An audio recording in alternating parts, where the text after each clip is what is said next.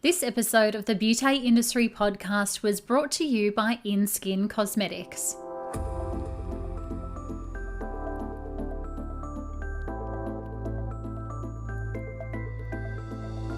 Hello and welcome to the Beauty Industry podcast, your online support community for the professional beauty industry.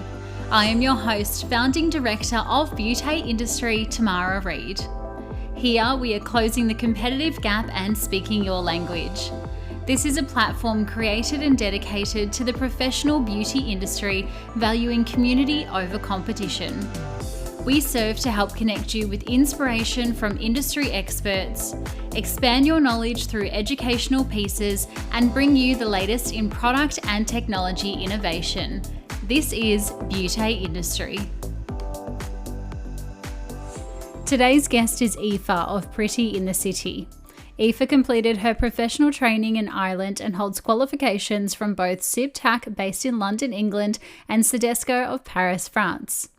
Having worked in a number of salons in Brisbane since 2010 and buying Pretty in the City in 2015, Aoife is creating a space for exceptional treatments in the professional beauty industry with an emphasis on professional and personal development for her team. Today, Aoife and I talk about the lack and gap of training from qualified therapist to practising therapist, the service and training standards held internationally in comparison to here in Australia, how to recognise when your breaking point is right before burnout, and how she has crafted an exceptional client experience through technique and training. From Pretty in the City, today we welcome Aoife. Thanks so much for having me, Tamara. Thank you. Thank you for being my guest today. Aoife, as a listener to the podcast, I'm sure you would know where we start all of our episodes right back at the beginning of the career, where and when and how, and all of the questions around your entrance into the industry.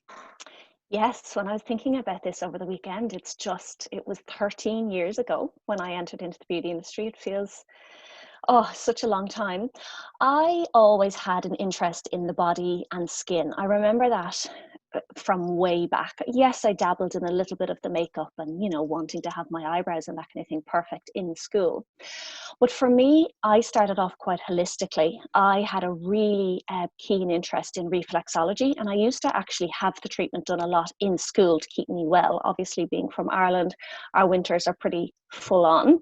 That was kind of the start of it for me and that interest. And I suppose that led me to kind of looking at nursing or beauty. Nursing just didn't quite cut it in the sense of there wasn't enough skin and it just wasn't enough for me. So that's when I went on to interview for a double diploma of beauty therapy in Dublin. Very cool. Yeah. I like that you actually had the treatments prior to choosing the industry, because I know a lot of people get into the industry and then go, oh, I've never even had a facial. I've never had a massage. And I think, how did you get into here? What made you want to join this industry? Absolutely. It is huge. You have to. It's just such good research to do beforehand. Yeah, absolutely. So then what was the double diploma entailing? So the first year was CIBTAC qualification, and that is from London, England. And then you went on to apply for a CIDESCO qualification. So that was your international qualification, I guess, in Dublin, Ireland. You had to interview for the first diploma, and you couldn't actually go on and do your CIDESCO unless you had a CIBTAC or an ITEC, and I'm pretty sure both of those are here, diploma first. So that was kind of your prerequisite, I suppose, by getting in. Kind of went from there. Oh, amazing. Yes, we have CIBTAC, CIDESCO, ITEC, and I can always tell the difference between the girls in school or the ladies in school who do go on and take those elective qualifications versus those who don't. It's just an extra little level of training and dedication. Yeah, absolutely. I mean, if you're doing the first year and if it's full time and you've got that whole background, you have a diploma behind you. But if you go on to revisit the likes of anatomy and physiology or do those other electives, like for me, it was reflexology, electrolysis, aromatherapy, you're gaining a diploma in those treatments as well. And, you're kind of nearly doubling up on some things, but it definitely sets you up, slightly above bar, I guess, in the industry. So when was it that you found your love for skin? Was it in those 2 diplomas? Was it after you came out? What was your first job in the industry too? Well, definitely during college, I knew that yes, skin was a big thing for me and the body. Like I'll never forget in CIDESCO, we're all in a room and everybody is kind of being, announced whether you passed, you failed, all of this kind of thing. And I qualified in my body with honours and student of the year.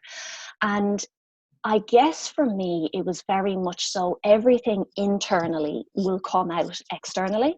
And I knew that from just from way back. I just had an understanding of it. But I went straight into spa work in Ireland, and that was huge 10 years ago. And still is, I guess. There was a lot of beauty salons around, but I didn't feel like the skin focus was there as much. Then coming over to Ireland or to Australia 10 years later, a big thing that I noticed was the difference in clients and what they were trying to treat. I kind of entered straight into salons and clinics. That was one of my first jobs, a beauty salon in Brisbane. And the UV damage, the difference in how the women that I used to treat at home to how much older they actually looked in Australia, and they were the same age category. It was scary. It was a huge eye opener for me.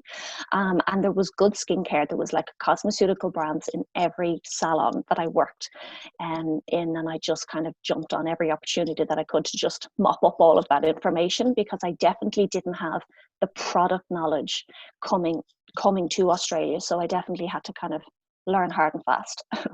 Yeah, it's been really interesting for me actually in my career. So I've been, I think, 13 years as well this year as well. And it's been funny noticing the trends and waves of the product houses, because in Australia, no one really made their own skincare for quite some time. So we had the large product houses come over here, like your Thelgo and your Sodis and your Peo and Skendor, and they were doing a lot of Vichy showers, a lot of body treatments and EMS, the electronic muscle stimulation, and full body wraps and things like that. And I think over here in Australia, it was a little bit, we're too cool for that, or that's a bit too indulgent for us. Like, how can I ever spend $250 or $300 at a day spa for 2 hours? Like a bit of that tall poppy syndrome almost. Yes. And then it was interesting to watch the likes of, Dermalogica and Murad and people of that nature bring over AHAs and BHAs. And then it's almost like as soon as that hit, we just ran with it. And then you see the likes of InSkin and people like that, and distributors bring on these active cosmeceutical ranges. And we just went, oh my goodness, what is this world? This is so cool. And it really transformed our industry. Absolutely. And I think from a client's point of view, those skincare ranges were actually making the difference for them. And that's why it just took off. I mean, everybody was chasing, how do I get rid of this pigment, or how do I reduce or slow down this aging? People really wanted that here. It was huge. Whereas, yes, I agree, in Ireland, and it is, I mean, the skin industry has absolutely taken off, and it was huge at home as well. But a big thing was, and it still is, the spas. And it may not be like the Vichy showers, yes, some of them, but kind of just that, it's not even aesthetic, but just that really feel good factor, I guess. Yeah, it's been really interesting. And I actually quite like the what's the word, like the demand it's put on those typical European spa companies to do more and be more in the way of cosmeceutical and results driven kind of aspect. Because over here in Australia, as you said, we're not beautiful English roses, we are like wild desert flowers. We are out in the sun, we are raw and real, and the skin is so different just by way of epigenetics. Yeah, absolutely. It's scarily so. It is scarily so. Yeah. So tell me about the need to open your business then, because you come over to Australia. I mean, that's a huge step in its own. I mean, I went the other way. I went over to London. You came over to Australia. We're probably passing each other. Yeah, at the exact same time. But I mean, that's a big step on its own. And then to actually say, do you know what? I'm going to own a business. in another country is huge. How did you make that decision? Do you know, I never really thought about owning a business. It's really funny. I like when people say, "Did you always know you were going to be a business owner?" For me, it's just no. I worked, and when I kind of got into the beauty industry in Australia, I worked up the ranks quite quickly. That's what I found. I was quite quickly promoted into a 2IC position. Then I went into a managerial role, and I kind of thought, I don't have enough experience for this, but I went with it. And then, 5 years in, so it was 5 years ago, I was working for another salon owner at Pretty in the City. She was the founder, I call her, and she had owned the salon for a year and a half and wanted to start a family, and just pitched it to me one day. What was my plan? Was I planning on going back to Ireland? Was I planning on staying in Australia? Australia, obviously, I was definitely staying with that one. And would I be interested in buying a salon? And I took time to think about it. It was a huge decision. I had no family support or backup in Australia. Obviously, I have plenty back at home. But yeah, I guess that the industry experience that I had gained from, I'd worked in 3 other salons in the kind of 5 years previous, and then the spa background that I had come from in Ireland, I felt like I had enough to kind of give it a red hot crack. And yeah, here we are 5 and a bit years later. Amazing. Do you know what? When I see spa people with therapist with a spa background rather, I know they are going to be next level standard of therapist, because I feel like when you go through beauty school, and this is typically here in Australia, you're really kind of going through it just to pass an exam or to be qualified. Like, people don't love going to school here, which is quite funny.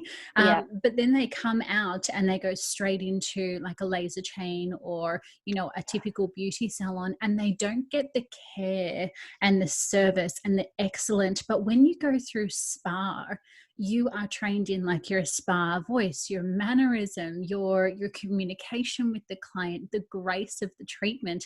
It's for me, as soon as I see someone with spa, I'm like, yes, you're coming with me. Absolutely. It's the touch, and they've been nurtured, and that they're going to hold both of those things. And it is huge when you're delivering a treatment, even in a very classic beauty salon.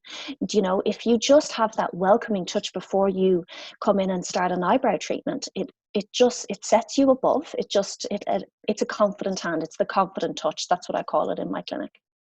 Completely. And it elevates the treatment to another level. I'll never forget a lash tint on a little 90-year-old dot of a client. She was absolutely adorable. And I said to her, you don't need to come every 2 weeks for a lash tint. You can extend it out. And she said, honey, I don't come for the lashes. I come for the scalp massage. Yeah. So adorable. Special. So special. But that's exactly it. It's just something different. It is something different. Absolutely. I'm interested to find out, obviously being in a business owner position, you are now recruiting and hiring, and you're seeing a lot of staff come through your doors. For me, when I saw anyone come through my doors from England, Ireland, that kind of part of the world, I was like, no brainer. We don't even need an interview. I know how amazing you're going to be. Have you noticed any specifics with regards to the training that you went through and the qualified therapist that you now see coming through your doors here in Australia? Yes, look, I have interviewed everything. From one scale to the other. I've recently graduated students to really, really experienced therapists. There's a couple of things that stand out to me. I feel like when I was training, it was full time. It was Monday to Friday. It was theory and it was practical. And I don't know what level of anatomy and physiology that they're going into in the training colleges here. But what we did was just next level. We were nearly kind of qualifying in what you would do in a first year of nursing degree. So the foundation that we were taught was just phenomenal. I definitely think that things are assessed slightly differently, or were assessed slightly differently back in Ireland. Obviously, you had to interview to get into the college, so it was harder to get in. Then your theory and your practical exam that was overseen by an external examiner. So they flew in a CIBTAC or they flew in a CIDESCO examiner. So one thing for me is massage routines. If I'm doing a trade test and somebody does not have, a very basic hand and arm massage and a routine to go with that for just 5 minutes, that's a real flag for me. Like, we would have failed straight off. And it wasn't your teacher, and it was, this was an external examiner. So nobody had any kind of room for movement with that. And I know that 13 years later, I still remember most of that massage routine. So I definitely think that there's a little gap in those kind of things. Over here, they are definitely focusing a little bit more on the consultation, I think, and actives and skincare. And that we definitely didn't do too much in Ireland. The active side of things weren't there. We trained with Dermalogica, which was phenomenal. But it was 10 years ago, so we hadn't moved into that whole AHA, BHA, glycolics, all of that kind of thing. But they're definitely doing that here, which is great to see. But yeah, it's just definitely, those small things like a massage routine. It doesn't matter if you did it at the start of the year. You need to remember those things.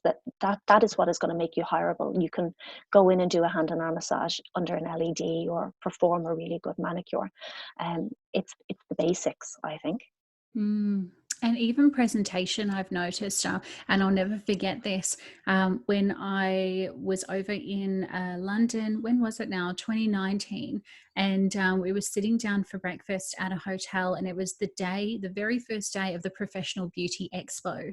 And I walked into kind of the restaurant where all of the beauty people who were exhibiting were sitting down eating breakfast. And it was like a scene from, I don't know, Clueless or Legally Blonde. Like, these girls were done to the nines. I've never seen anything like it.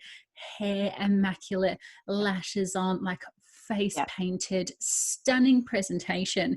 And I just sat there eating my breakfast, looking around at everybody. And I thought, if this was the same circumstance in Australia, I probably wouldn't even know that these girls are in the beauty industry, because you'd see somebody outside having a smoke, you'd see, bacon and hash browns piled up. But these girls took it to another level. They practiced what they preached, and they presented as they were in the spa everywhere they went. They weren't wearing hoodies or trackies or anything that took away from the uniform. No, and when we were in uniform, like, we had a white tunic. We got mistaken for nurses, all of nursing students, and we had to wear nursing shoes. We had navy pants, and we had a fleece with the college name on it. And you were sent home if you turned up in anything other than that. It was an absolute no-no. If you were going to have a cigarette, which was so no back then, especially when you were in the beauty industry, you had a certain area. You couldn't come into class smelling of smoke. So it's just absolutely that it was drilled into you back then. But that's why it was the gold standard. CIDESCO was the gold standard in Ireland, and it just made you so hireable. And it's interesting what you say about CIDESCO and those qualifications, because it's almost a little bit backwards here in Australia. In Australia, you go and you complete your certificate or your diploma, and then at the end, it's kind of like, it's encouraged throughout, but, maybe out of a classroom of 30, 10 or 8 would go and get their international qualifications. Whereas over where you were, it's almost like you had to prerequisite those international qualifications before you even did the class. So they hold a lot of merit over there, don't they really do. And look, I've spoken to girls that have trained over here, and I've asked them why they haven't gone on to do CIDESCO, and they've trained over the last couple of years. So yes, things could have changed now, but they've always said to me, well, we were kind of just told that the only reason you would do that is if you were going to go work on Steiner or the cruise ships. Yes, that was mentioned in Ireland, but it was never the reason why you would do it. The reason why you would do it is because you had a second diploma to your name. Then you had reflexology or electrolysis or aromatherapy, and you had it just made you so hireable, and you were confident. You were kind of stepping into a salon or a spa, and you could hit the ground running. Yeah.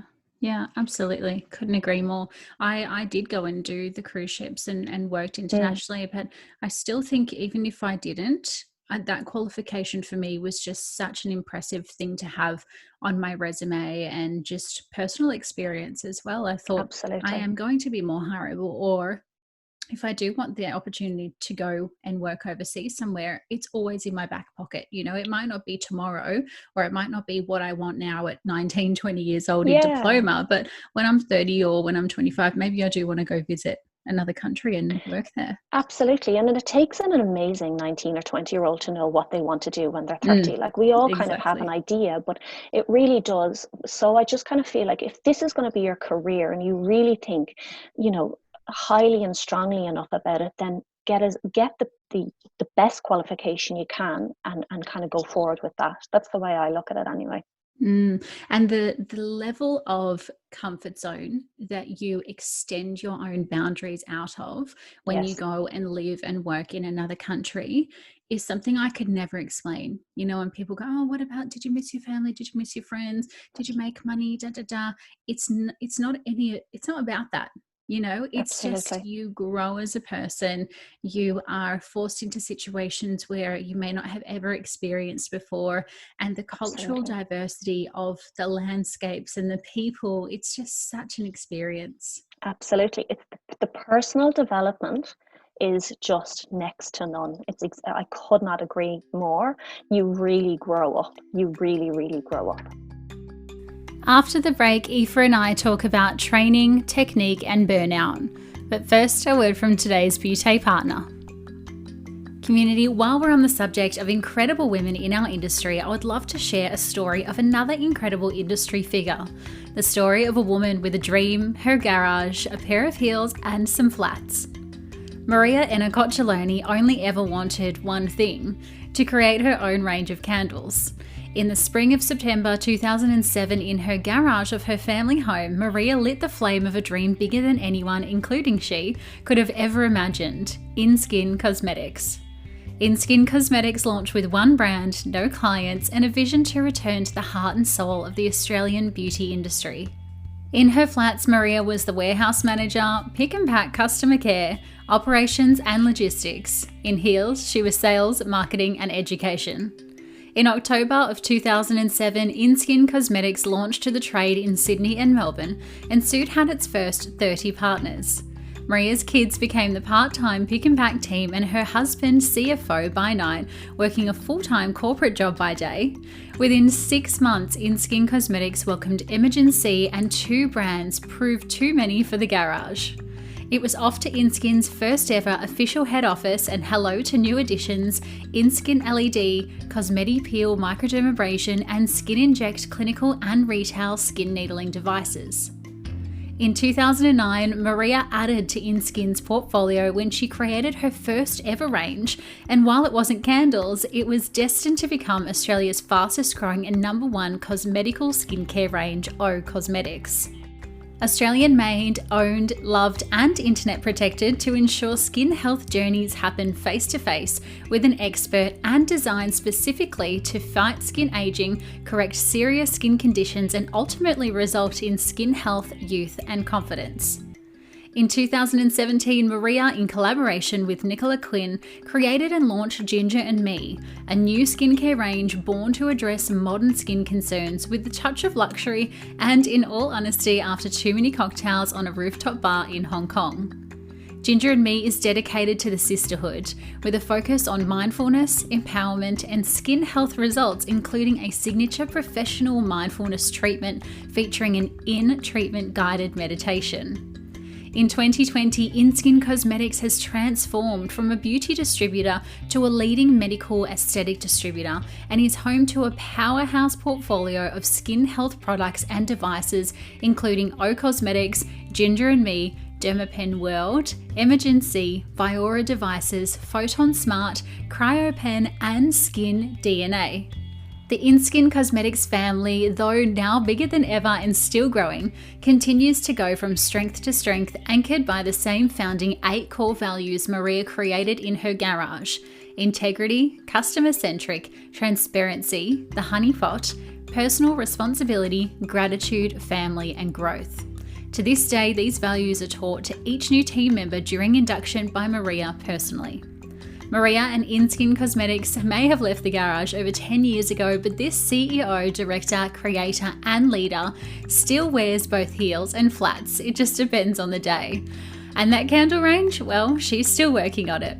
Contact team@inskincosmetics.com, and that's cosmetics with a D, for more information on exclusive offers launching August 1st.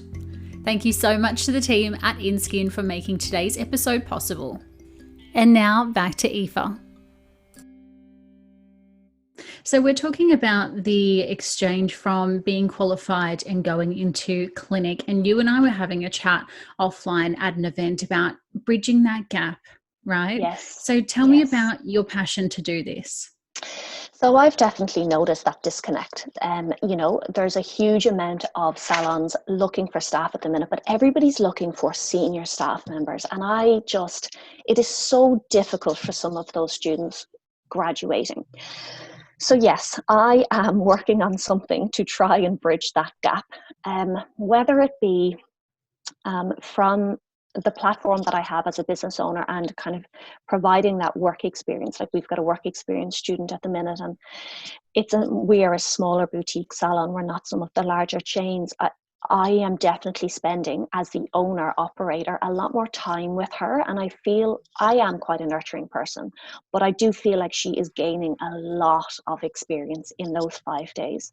So I feel like maybe we could build a community of salons that would be willing to take on a student after graduating. Yes, they have done their experience, but after graduating, if they haven't been snapped up by that salon, maybe we could put together something that they can kind of go in and have another 2 weeks. And then that's something else that goes on their resume. Also, just coming back to what I mentioned earlier on, Tamara, like the massage routines. If you can't go in and do a facial with a face, neck, and chest massage that consists of more than 3 moves, you're not hireable. So I'm actually working a little bit at the minute on building, I guess, a library of content. It'll be delivered digitally to start with, of routines, because you need them, absolutely. And then going in maybe potentially to do some more one-to-one or small group training. But definitely the work experience piece, I feel like they need more exposure to gain that experience to make them more hireable. Australia, Brisbane in particular, it's small. So if somebody is coming to me and saying, well, actually, I worked at Tamara Reid's salon and I did 2 weeks, and it makes her stand out that little bit more, him or her. So yeah, I'm looking. We need to do something, because I feel like some of them are really getting left behind, or going to some of the really big franchises and chains, where sometimes that just doesn't suit a certain personality, and then they drop out of the industry. So yeah, it's just trying to bridge that gap. Yeah, completely. I actually had somebody pop into my DMs the other day, and she said, whatever happened to traineeships? Where did they go? Yes. How did they just disappear off the face of the planet? Absolutely. She said, I've got this therapist. I hired her 2 weeks ago. On paper, in interview, she was perfect. We did a trade test. It was all good. And now I find out she can't spray tan or do a manicure or do this or do that, and she said, I've got to pay the same amount as I do my senior therapist, which is just absolutely wild. And so we are getting these therapists come through who might be highly skilled in massage, for example, but not skilled in beauty, and I think there are a lot of those niche businesses, but when you very first get into the industry, you've got to be good at everything. Well, you do, Tamara, and this is what I don't really understand. It's, if you have studied a diploma, I don't see why you don't have all of those, the fundamentals of each one of those. I know I did. Like, looking back, I know I absolutely did. But when you look at the training package on the Australian government, I did my certificate for in training and assessment. So I obviously, with beauty being my, way into that, I looked at those packages quite a lot. When you look at the diploma, it's firstly, the wording is really confusing as to the electives and core units that you kind of have to pick and choose out of. But I definitely think that it probably needs to be revisited. 100%, because some of those core units, they double up, whereas some of the electives should actually absolutely be in there, you know, to do a lymph drainage massage. Like, everybody wants lymph drainage at the minute, you know, to brighten, get the blood flow, all of that kind of thing. So, and then something like you know, provide some reflexology techniques. Reflexology is reflexology, you know. If you want to do that, you should go and do an actual diploma in that. Yes, you can do some pressure points, but I don't know that there needs to be a whole elective unit on it. I feel like you should, if you're going to go into that, you just do it the right way. So yeah, there's definitely, from a training point of view, it's tricky, because I think it probably needs to be changed slightly. But then absolutely, some therapists, they're just not they're not confident enough, or they don't know. It's nearly like unconscious incompetency. They just don't know how much they don't know, when Yes. they kind of get out.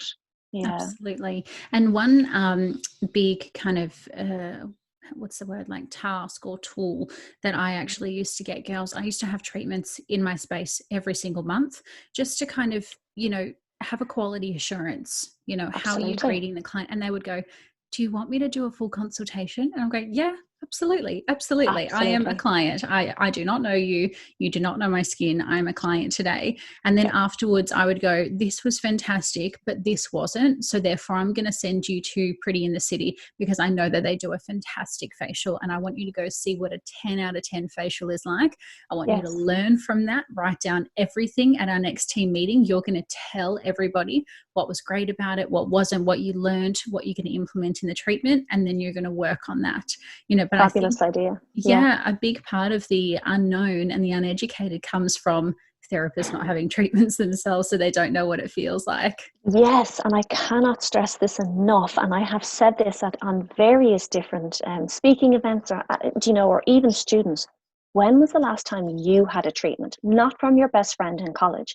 When was the last time you actually went? You have to, because that's what you learn. That didn't feel good. Definitely not doing that in my treatment. You know, being present. It's just, yeah, you learn so much from that. I could not agree more. And that's, like I said, when I was doing reflexology or having those treatments in Ireland, it really made me feel, yeah, this is something that I want to get into. I'm really interested at how this is treating my sinuses right now through my foot.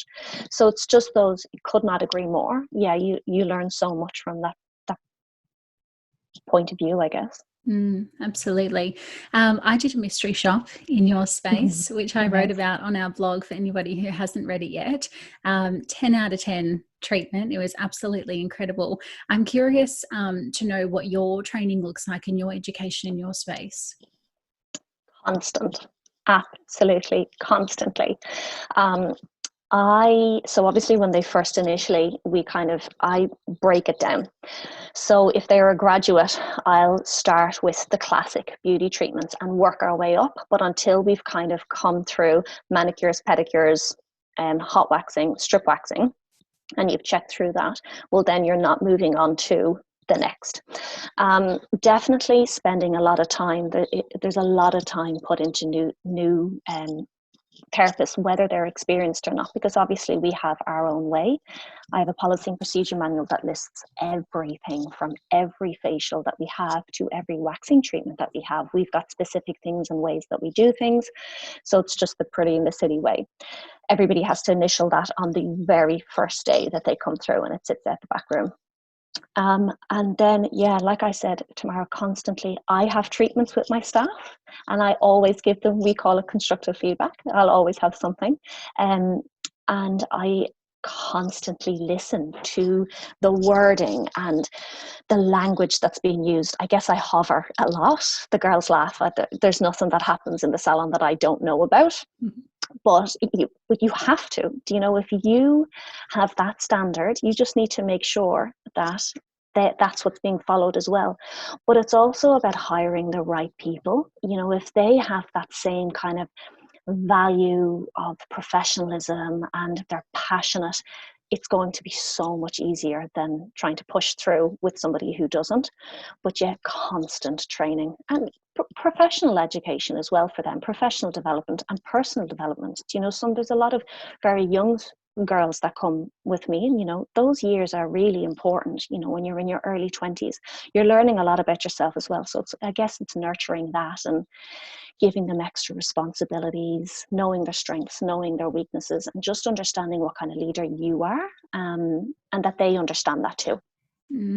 Yeah, that's beautiful advice there. I find it quite interesting because a lot of people come in, and I always talk about the DMs because I get flooded on every single platform and people asking questions of all types. But it's interesting to see when people say, Tamara, when you were directing spas and spaces, what did your training program look like? And I would say, okay, well, it's a 3-hour induction. Then we would have an onboarding. They would get the policies and procedure manual, as you said, sit down, tick it off, go through all the paperwork, go through the practical. And then every single month we would have 3-hour training. Firstly, it would be an hour of me chatting to them chatting to me, everyone checking in, what's news, what's noteworthy, etc. And then we would do 2 hours of practical. First person on the bed for the first hour, second person on the bed for the second hour. And I would get my in-clinic trainer or my in-spa trainer to actually run those practical sessions so that she was taking over, and it wasn't all what's Tamara saying and Tamara's bossing us around the whole time. Yeah. But the response back to that is a lot of, I don't have time to do that, or we don't have time. And for me, I hear it's not about time, it's about importance. Right? Absolutely. So how much importance are you actually placing on your business if you can't sit down with your team for 3 hours a month and go through the news and everything that's going on in your space, align the values, talk to your team, and then train practically? Truly, how much importance are you placing on the business? I just find it fascinating. Yeah, and I think it's just about, 3 hours might not work for one business, but what works for your business? Is it an hour? Is it that you just have that treatment with that therapist? That you nearly like a mystery shop, like what you did? If you want to quality assure your treatments and services and make sure that what you've set is being done, you absolutely have to do that. And, from my point of view, I am the owner, the operator, I'm the therapist, I'm the manager, I'm the trainer. So, delegate some of these things sometimes. Have your BDM come in. We do like a power hour once a month with our BDM from O Cosmetics, Ricky, and he comes in and he will do, like this month, we did some of the back bar of the O Cosmetics peels. We've done it a million times, but let's just talk it out. Is there a specific client that you're struggling with a little bit? Do we need to work out a treatment plan for that person? And that kind of thing. And then the retail side of things, because there'll be always something, and it's just having the conversation and allowing your therapist talk freely, and then they feel nurtured and, they feel like they're ready to get back into the treatment room again. Absolutely. It excites us again. Yes. And it's always funny bringing in an external person, even if it is your rep or your account manager or a trainer, because, and I've heard this so many times, Tamara, when you say something, I could have said that very same thing just 5 minutes ago, but it lands so much differently. And they go, oh my God, do you know what Tamara told us? Absolutely. I know. And as the owner as well, sometimes we're learning all the time. We don't know it all, and you have to accept. I definitely accept that. I'm always learning. So definitely they might say something and you're like, that's a great idea. Or, it might register with you. But yeah, it's so important. It is so important. Absolutely. You were talking about value before and finding the right team. How important is it to you that you have the right attitudes and the right people with beliefs in your space and who surround you? It's just what makes the whole thing work. Like, relationships in that sense are just so important to me, whether it's who you're partnering with on a professional level with like skincare companies or equipment companies, even the people that, yes, you are hiring in, or the other salon owners and clinic owners that I speak with. Absolutely. You're just drawn to those people, and they're the people that have the same belief and goals for, and professionalism. I keep coming back down to that, and the being passionate about it. It's what makes it work. Like, if you have the wrong partner through there, it'll just drain you. Bad relationships, it's toxic nearly. Yeah, and we don't get that absolutely. right all the time. It's a learning curve. It absolutely is, even with staff and that kind of thing. But you kind of just have to go, okay, I've learned from that lesson. I'm not going to beat myself up over it. This is what I'm not going to do next time, and just move on. It's personal development for you. Couldn't agree more. But the learning comes from the challenge of sitting down and self-reflecting and going, okay, it's my accountability. I hired this person, or I introduced this brand or product or whatever into my space. Therefore, I need to take accountability. It's not their fault. Yes, No. obviously they could contribute, but ultimately it's your business. So Yeah. it's all the accountability on us. But taking that moment to self-reflect and sit there and go, okay, what is the lesson in Yeah. this thing? What do I need to learn? What do I need to take away? And then not doing it Absolutely. again. Yeah, absolutely. Because as business owners, with the only person that we have to answer to is yourself, and if you can hold yourself accountable, I think that's what again makes things work. It makes you a good leader, because yeah, you can't play the blame game. That's absolutely for sure and certain. Mm. We have in Brisbane anyway, and I won't say, I was going to say come out the end of, but I don't think we're really ever anywhere near the end of it. We have faced the global pandemic. Beauty businesses are open here in Queensland. Was that the biggest challenge that you've faced in business thus far, or have you faced others? I really had to think about this one. I look, it was so challenging, particularly being in Australia with my family in Europe. Mm. Um, not knowing when it was going to end, not knowing when the next paycheck was coming in, like, job keeper and job seeker, that did not come in straight away. That was about a month in. So yes, very challenging. But Tamara, no, that probably isn't. Like, we've been trolled, we've had all sorts. But the biggest challenge for me was finding the balance between running my business and working in my business. About 2 years in, I reached a level when I bought Pretty in the City, I was the only full-timer there. And there was one other part-timer there, but I was the full-timer. So clients knew me, I was fully booked, all of that kind of thing. Next thing, I've transitioned into being the owner as well as being the full-time therapist. Mm. Now, when I kind of reached that burnout, I'm going to say it. It was 2 years in, I was trying to do everything, and I just knew I had got to take that step back. So I stepped out of the treatment room a little bit. I'm still in the treatment room a lot, but I stepped out of the treatment room a little bit, and I expected a bit of a reaction or a backlash, I guess, from clients. And I had, of course, seen that and managed that quite well. But what I didn't expect was from staff. And that was a huge challenge, navigating that. I was going from who they thought was, another employee therapist. Mm. But then I was really transitioning into this leadership. And I guess being the boss, I was the boss, and there was no ego in that for me at all. It was just very much so. I was learning on the fly as to what kind of leader I was. And that definitely, I have to say, that was a really challenging time for me. But we've come through it. And yeah, but definitely knowing your position from the very beginning, oh God, it helps. Yeah, I always say that to managers. It's much easier being a brand new manager in a new Oh gosh, yeah. space than it is going from therapist to manager, because as you said, on one level, and it's not a hierarchy thing or an ego thing, it's No, just a perspective thing. Therapists go, she's with us, she hears us, she understands us because she is one of us. But all yeah, of a sudden, if you put the manager crown on, it's like, oh, no, no, no, it's us against her. She doesn't understand what we're going through. yeah, Though we're still absolutely. in the And it's treatment room.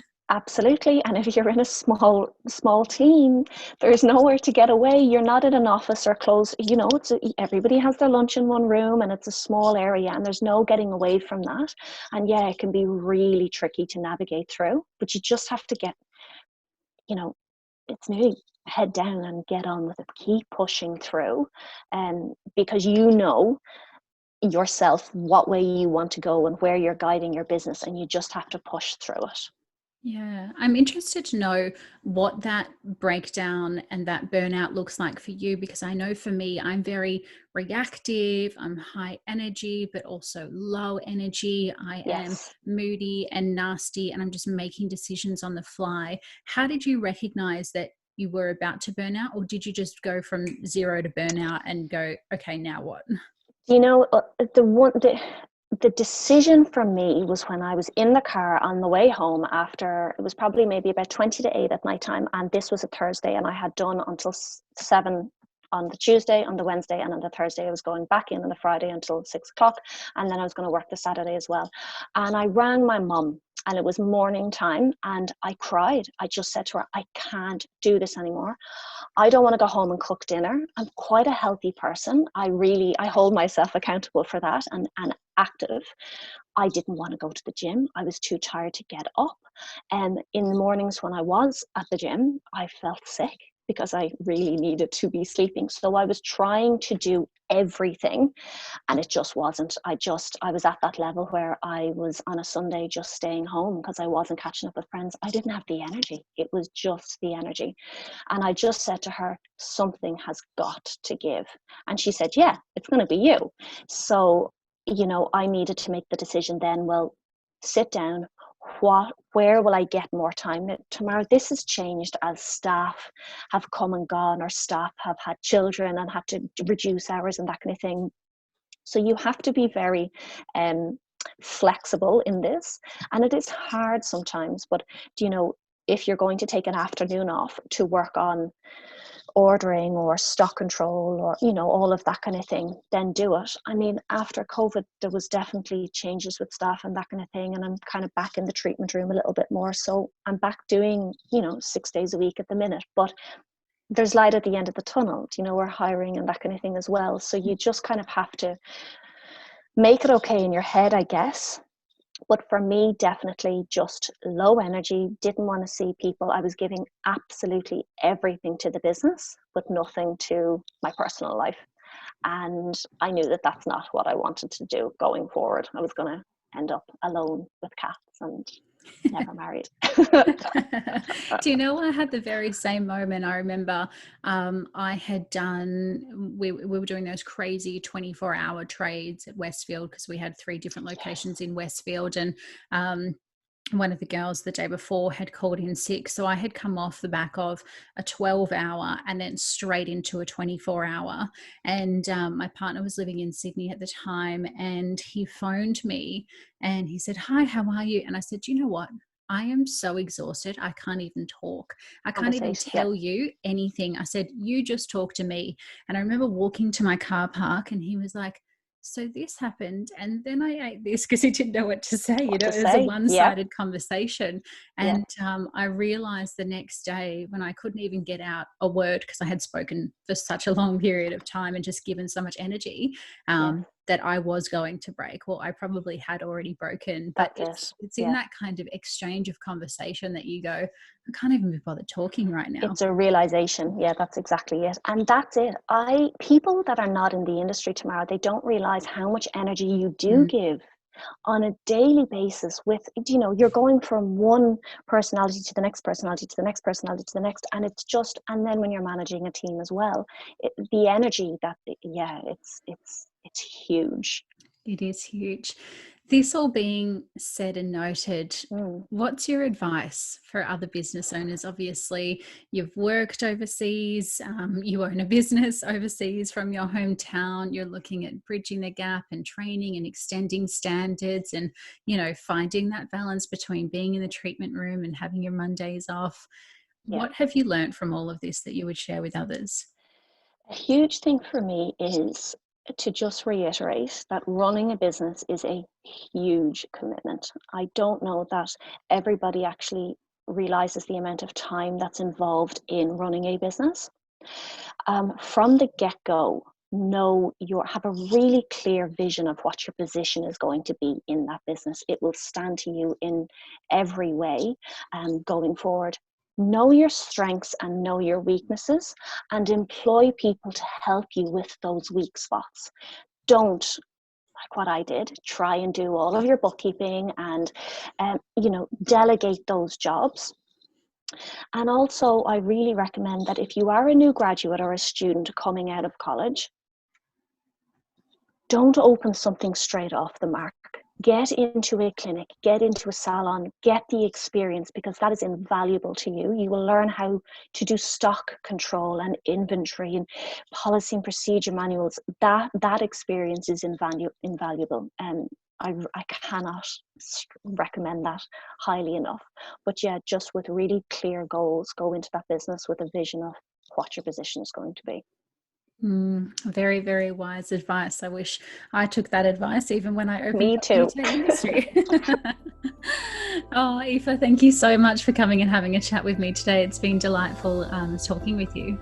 Absolute pleasure, Tamara. Thank you. Isn't Aoife just the most divine human being ever? Everything she was saying about training and excellence and upskilling therapists was music to my ears, and I'm sure she has the complete backing of you nodding along at home or in your car too. If you would like to check out the mystery shop review that I wrote on my visit to Aoife's clinic, Pretty in the City, then you can do so through clicking on the show notes or catch it over on the Beauty Industry website on our Beauty blog. You can continue to show Aoife and this episode your support by sharing what your biggest learnings were from today's conversation over on the gram or over on stories by tagging Aoife at Pretty in the City and the number 15, myself at Tamara Reed Beauty, and of course us at Beauty Industry. If you have a topic or conversation you would like to share, please drop into my DMs and let me know so that we can explore that conversation further. Until next time, stay connected.